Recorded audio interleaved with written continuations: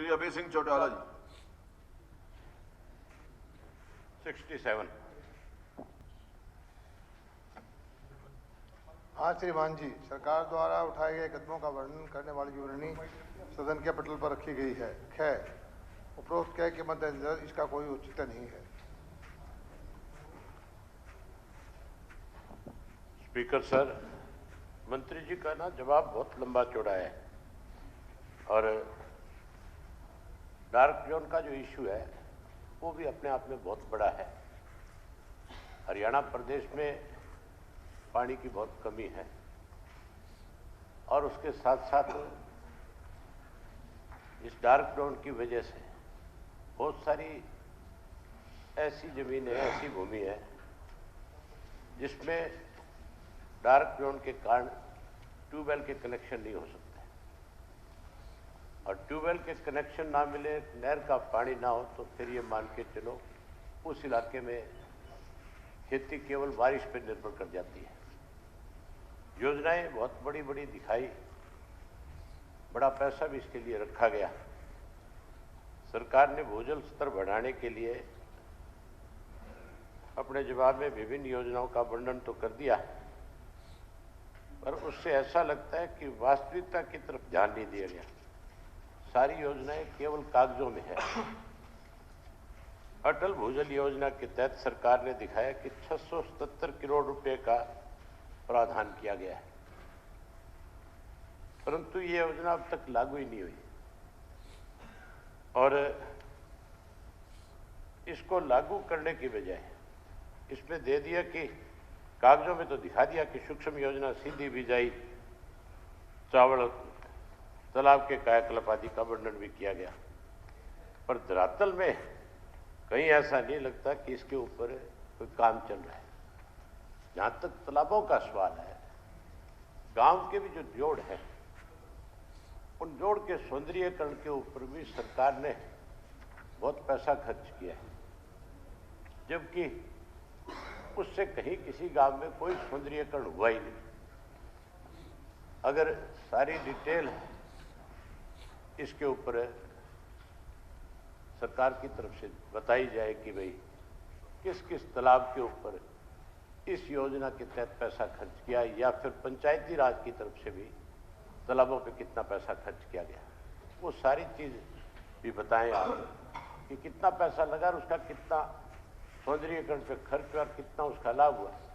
चलिए, इसी तरह शक्ति अभियान योजना भी, ये भी स्वच्छ भारत की तरह ही है, केवल कागजों में है। नहीं, आपने विधायक जी आपने पूछा है डार्क जोन में भूमिगत जल का स्तर बढ़ाने के लिए सरकार द्वारा कोई पग उठाए जा रहे हैं, तो उसका ब्यौरा इसी क्वेश्चन के तहत उसी से जुड़ा हुआ है। ये जो है भूजल, अब आप कह रहे हैं कि तालाबों के सौंदर्यीकरण के लिए वो इसमें कैसे आ जाएगा, उसके लिए तो अलग क्वेश्चन लगाना पड़ेगा आपको। खुदाई भी भूजल, उसकी खुदाई जो है नहीं, एक मिनट, सौंदर्यकरण के लिए बोल रहे हैं, सौंदर्यकरण के लिए जो पैसा खर्च हुआ है वो तालाबों के सौंदर्यकरण के लिए हुआ है। ये जो आपने पूछा डार्क जोन का, अच्छा चलो ना, आपको सौंदर्यकरण से तकलीफ होगी, नहीं होना चाहिए, तो आप ये बता दें मंत्री मुझे कि इसमें तालाब की खुदाई किसको तकलीफ हो रही है? आपको? नहीं, मुझे कोई तकलीफ नहीं है, तकलीफ आपको होती है। मेरे को नहीं तकलीफ है। हाँ, मैं तो मंत्री से पूछ रहा हूँ, जवाब नहीं, जो आपने जो क्वेश्चन पूछा उसके ऊपर सप्लीमेंट्री पूछिए, कोई इधर उधर के नहीं। तो सप्लीमेंट्री में लिखा होगा तालाब बड़ा या और कहीं लिखा है? पढ़ तो लो इसको अच्छी तरह। मैंने पढ़ लिया, आप बताइए। सप्लीमेंट्री पूछिए आप। हाँ तो पूछ रहा हूँ, और क्या कर रहा हूँ? सप्लीमेंट्री पूछिए, डार्क जोन के कहानी शुरू हो जाएगी। डार्क जोन के बारे में पूछिए। आप मुझे ये बता दो कि सप्लीमेंट्री में क्या क्या पूछ सकता हूँ? सप्लीमेंट्री में जो डार्क जोन के बारे में आपने पूछा, तो डार्क जोन के लिए जोड़ की खुदाई के बारे में सप्लीमेंट्री पूछिए।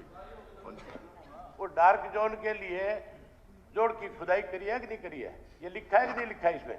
जवाब में पढ़े आपने? मैंने पढ़ा है। कहाँ पढ़ा है? पढ़ा होता तो फिर तो रोड़ा ही नहीं है। नहीं पढ़े मैंने। आप कोई बात पूछने के लिए खड़ा जाऊं, डार्क जोन आपके पता नहीं क्या नीचे से तकलीफ होती है एकदम से, आप कुछ भी बोलना शुरू कर देते हो। नहीं, मैं कुछ नहीं जवाब देंगे कि आप दोगे? आप देखिए, मुख्यमंत्री जी भाषा का सही इस्तेमाल कीजिए। एक बात सुनिए अभय जी, आप भाषा का सही इस्तेमाल कीजिए।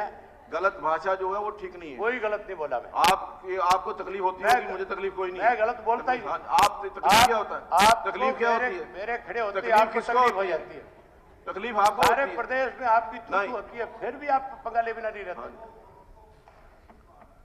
मैं मेरे सवाल का सप्लीमेंट्री पूछ रहा हूँ। हाँ पूछे बीच सप्लीमेंट्री। में आप ना अपनी मर्जी से कुछ ना कुछ बोलना शुरू कर देना। हाँ, तो मैं आपसे पूछ जिस के दिन बोलूंगा। आपका क्वेश्चन लगाऊंगा ना उस दिन बहुत तकलीफ होगी आपको। हाँ पूछिए पूछिए, हाँ, वो भी लगाइए, पूछूंगा। लगाइए, पूछूंगा तो पूछिए पूछिए। हाँ हाँ, वो सवाल जिस दिन लगाऊंगा आप लगाइए, जो मर्जी सवाल लगाइए, आप अध्यक्ष जो महोदय, मर्जी सवाल लगाइए। अध्यक्ष महोदय, लेकिन अध्यक्ष मैं महोदय, पूछ रहा हूँ, कुछ कोई जवाब पूछा सदस्य है।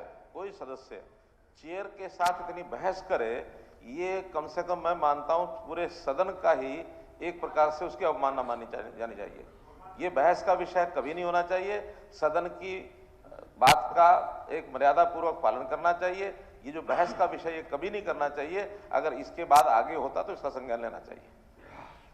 चेयर पे बैठे पर्सन को भी इस बात का ध्यान रखना चाहिए कि कोई मेंबर अगर किसी मिनिस्टर से कोई सप्लीमेंट्री पूछ रहा है तो वो उस मेंबर का पक्ष ले, ना कि मंत्री का पक्ष लेकर। मैं किसी का पक्ष नहीं लेता, ना मंत्री का लेता हूं, ना मेंबर का लेता हूं। आपको इस बात का ध्यान रखना चाहिए। मैं निष्पक्ष रूप से जो सदन की कार्रवाई होनी जिस दिन आप निष्पक्ष हो जाओगे मैं आपकी बहुत बड़ाई करूंगा। देखिए फिर आप मेरे ऊपर आरोप लगा रहे हैं, मैं निष्पक्ष नहीं तो आप निष्पक्ष नहीं है। नहीं है मैं निष्पक्षता से काम कर रहा हूँ। बिल्कुल नहीं करते। मैं निष्पक्षता से काम कर रहा हूँ। ये आप अपने वर्ड्स, आप अपने शब्द वापस लीजिए। नहीं लेता। नहीं वो लेता तो बाहर जाइए। बाहर जाइए क्या बता? हाँ नहीं लगा लेते तो बाहर जाइए। कहाँ बाहर जाऊं? ये सदन से बाहर जाइए। सदन से आप बाहर जाइए। आप ये भी नहीं कह सकते बाहर जाइए। आप ये कह सकते हो कि मैं आपको नेम कर रहा हूँ, अभय सिंह चौटाला को नेम कर रहा हूँ, आप जाइए। अभय सिंह